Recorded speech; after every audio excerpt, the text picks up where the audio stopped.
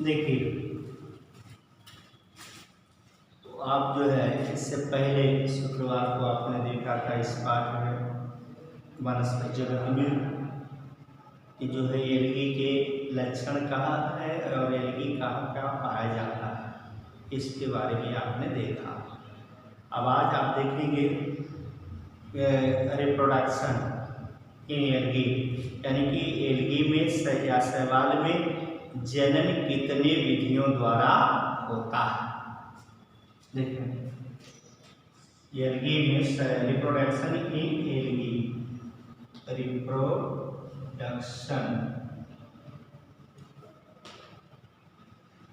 इन algae, शैवाल में जनन, शैवाल में जनन निम्नलिखित 3 विधियों द्वारा होता है। कितने विधियों द्वारा? 3 विधियों द्वारा। पहला vegetative reproduction, vegetative reproduction,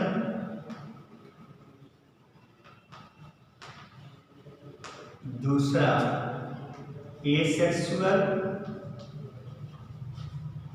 reproduction, तीसरा सेक्सुअल रिप्रोडक्शन।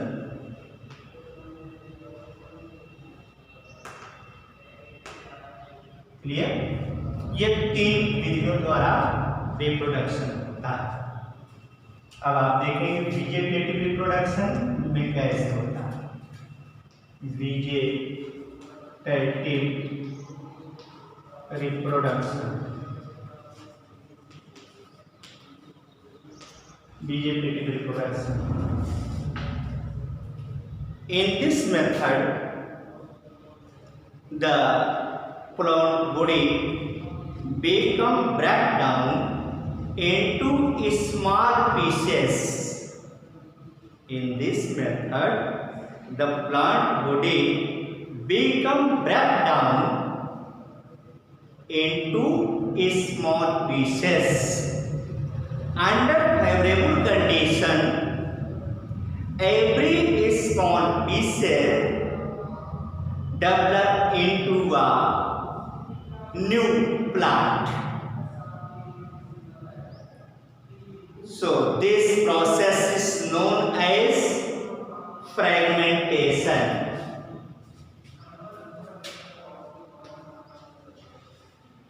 Fragmentation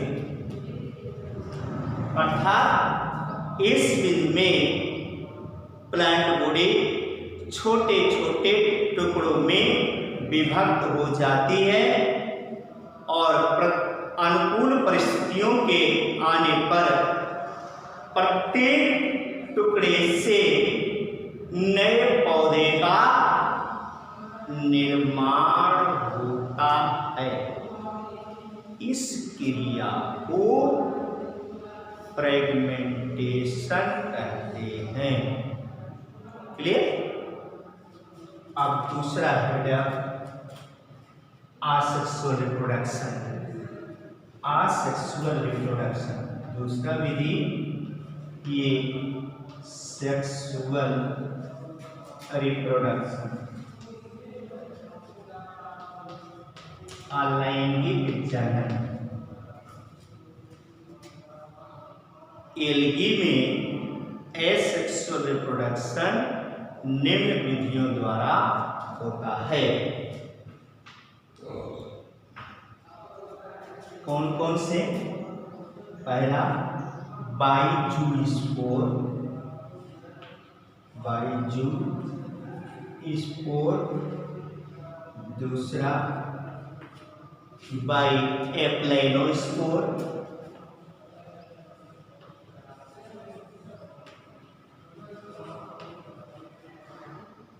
तीसरा बाइहाइपनोस्पोर,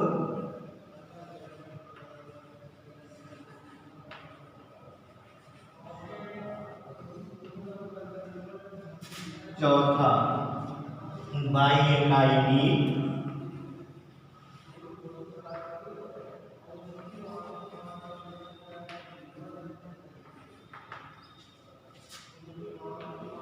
अगला पाल्मेरा स्टेज,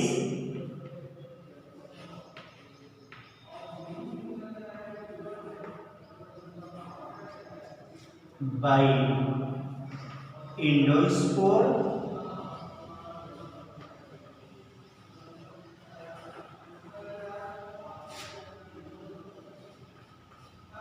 बाई ऑटोस्पोर,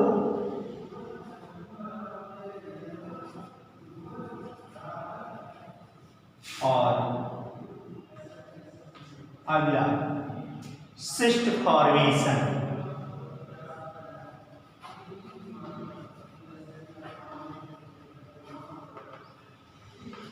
क्लियर? ये निम्न विधियों द्वारा असेक्सुअल रिप्रोडक्शन होता है।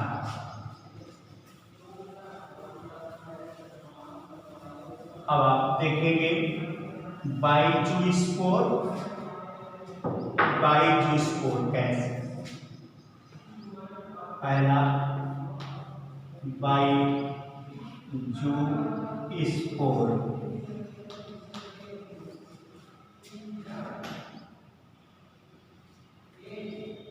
फेवरेबल कंडीशन में जूस्पोर बनते हैं। ये जूस्पोर बाइफ्लैजेलेट और बाइसिलिएट और टेट्रासिलिएट, बाइसिलिएट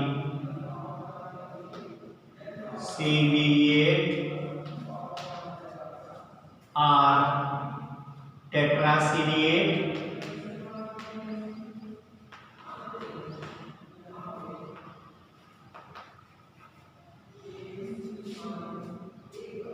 फॉर एग्जाम्पल इलोथ्रिक्स,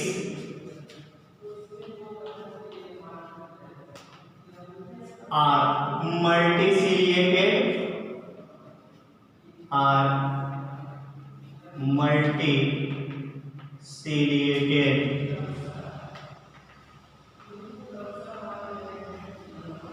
मल्टीसिलिएटेड होती हैं, जैसे ओइडोगोनियम, मल्टीसिलिएटेड फॉर एग्जाम्पल ओइडोगोनियम।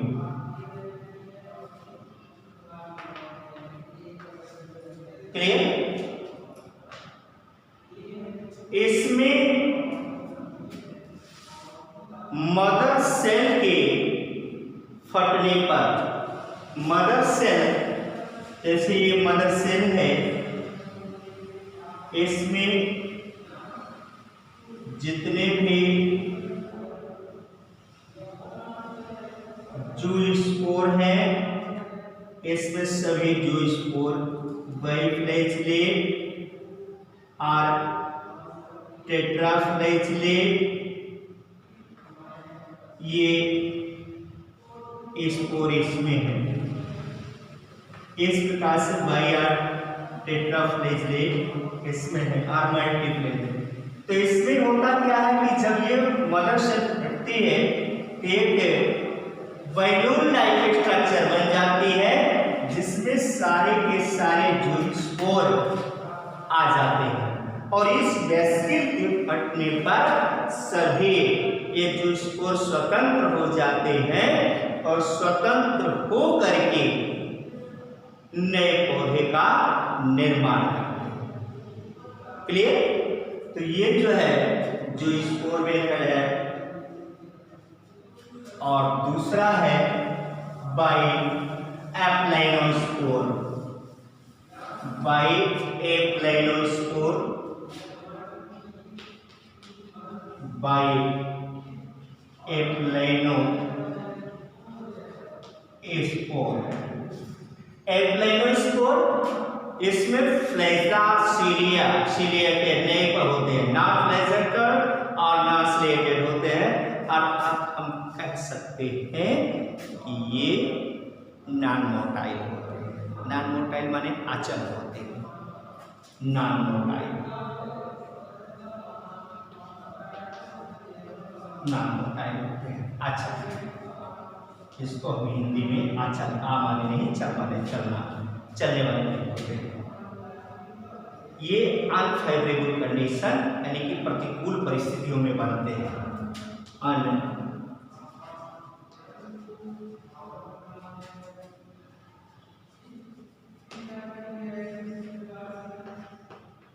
अनफेवरेबल कंडीशन में बनते हैं और अनुकूल परिस्थितियों के आने पर मदर सेल के फटने से सभी स्पोर स्वतंत्र रूप से बाहर आ जाते हैं और बाहर आ करके नए पौधे का निर्माण करते हैं।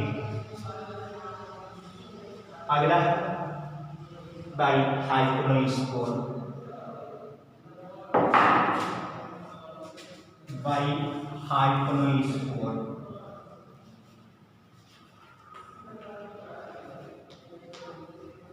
बाइहाइपोनोस्पोर में क्या है, ये भी अनफेवरेबल कंडीशन में बनते हैं। अब बनते हैं अनफेवरेबल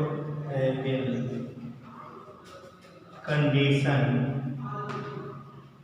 में बनते हैं और ये लंबे समय तक, ये जो है लंबे समय तक एक रेस्टिंग पीरियड में पड़े रहते हैं। लंबे समय तक एक रेस्टिंग पीरियड में पड़े रहते हैं और अनुकूल परिस्थितियों के आने पर नए पौधे का निर्माण करते हैं। अगला बाइएकाइनी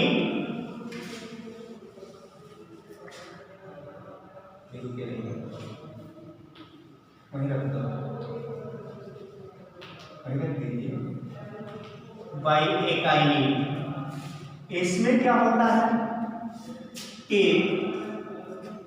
फिलामेंट की कुछ कोशिकाएं भोजन का संग्रह करके अत्यंत मोटी हो जाती है, जिसे एकाइनी कहते हैं। जैसे आप देखेंगे यूरोथ्रिक्स के केसेस में कि इस तरह से कुछ कोशिकाएं होती हैं जो भोजन का संग्रह करके अत्यंत मोटी हो जाती है।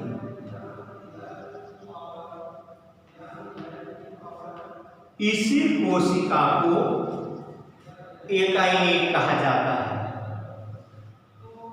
जैसे क्लेडोपोरा, यूरोथ्रिक्स में पाया जाता है। अनुकूल परिस्थितियों के आने पर इस एकाइनीट से नए फिलामेंटस बॉडी का निर्माण होता है। नेक्स्ट अगला है बाइपाल्मेला स्टेज।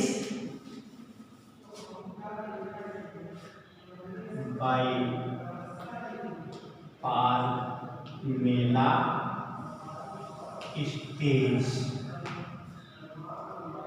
इसमें क्या होता है पाल्मेला स्टेज में कि जो स्पोर होते हैं वो स्पोर मदर सेल से बाहर नहीं निकलते। जो स्पोर मदर सेल से बाहर नहीं निकलते। जैसे ये मान लीजिए सेल्स है कि जो स्पोर जो होंगे इसी के अंदर जो है ये रहते हैं, जो स्पोर बाहर नहीं निकलते हैं। अब नतीजा ये होता है कि इसके चारों ओर एक म्यूसिलेजिनस लेयर बन जाती है, म्यूसिलेज की परत बन जाती है, जिससे इस सेल्स के अंदर भी एक कॉलोनी का निर्माण होता है, कॉलोनी डेवलप होती है और अनुकूल परिस्थितियों के आने पर ये इससे नए पौधे का निर्माण होता है। फिर अगला है बाइएंडोस्पोर। बाइएंडोस्पोर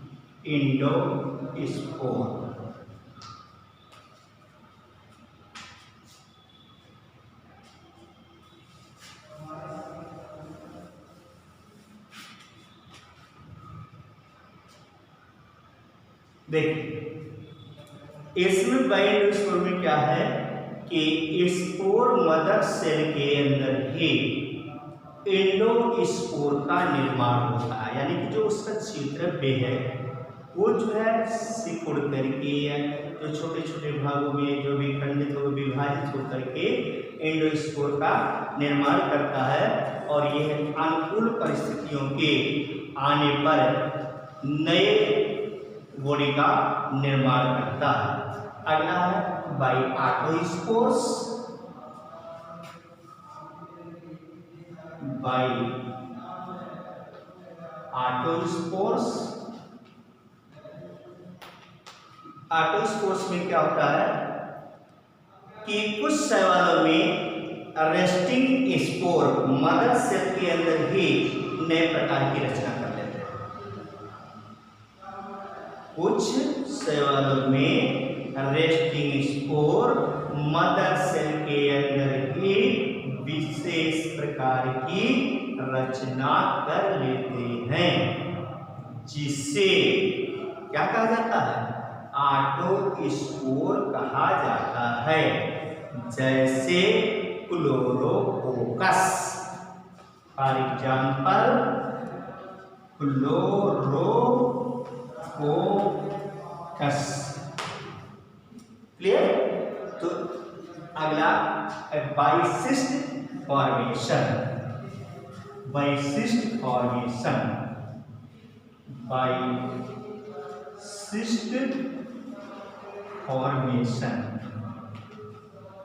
सिस्ट फॉर्मेशन में क्या होता है कि अनफेवरेबल कंडीशन में जूस्पोर और एप्लाइनोस्पोर और हाइपनोस्पोर अपने चारों ओर एक हार्ड लेयर का निर्माण कर लेती है, जिसे सिस्ट कहते हैं।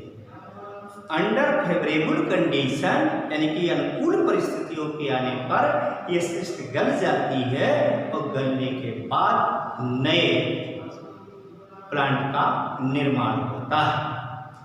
नेक्स्ट दूसरा है जो है सेक्सुअल रिप्रोडक्शन। सेक्सुअल रिप्रोडक्शन कितने विधियों द्वारा होता है?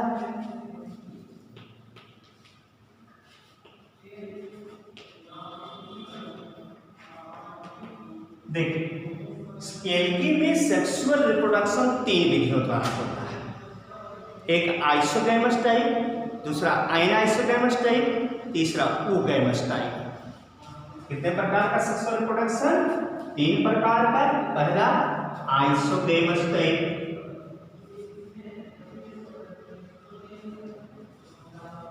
दूसरा अनआइसोगैमस टाइप, आइसोगैमस टाइप, तीसरा ओगैमस टाइप।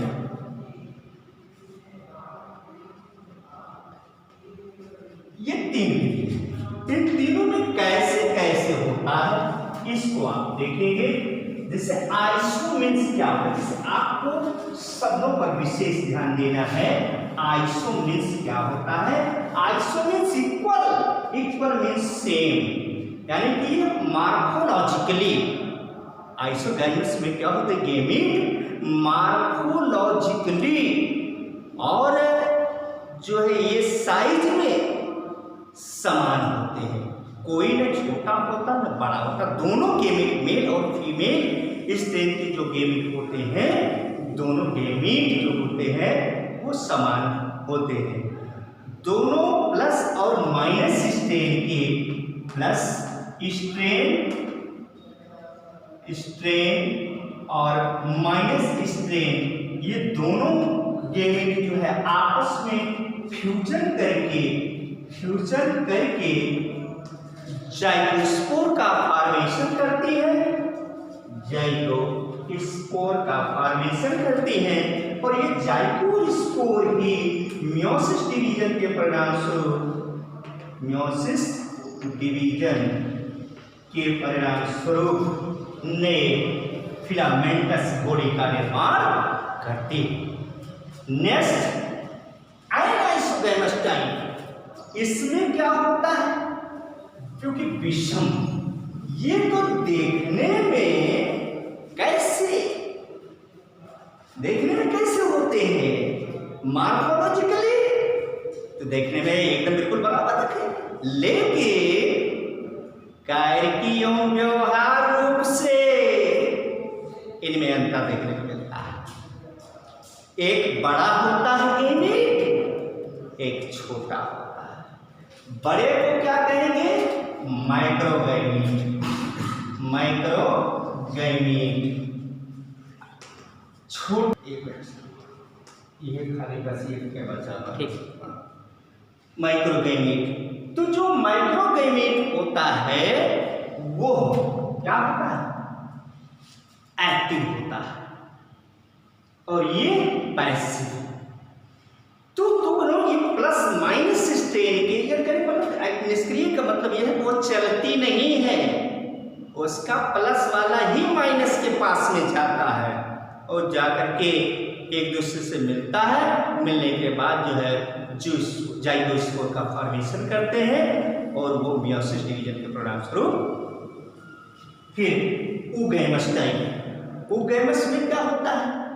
इसमें जो मेल है वो मेल भाग जो है वो इसका निष्क्रिय, फीमेल भाग सक्रिय हो। तो इसमें मेल और फीमेल यानी कि प्लस और माइनस स्ट्रेन के दोनों गैमीट आपस में मिल करके जाइगोट का निर्माण करते हैं और जाइगोट में मियोसिस डिवीजन के परिणाम स्वरूप जाकर के नए फिलामेंटस बॉडी का निर्माण होता है। धन्यवाद। इस तरह से आप लोगों ने शैवाल में जनन की विधियों को देखा और इसके नोट्स को आप लोग अच्छी प्रकार से बनाए।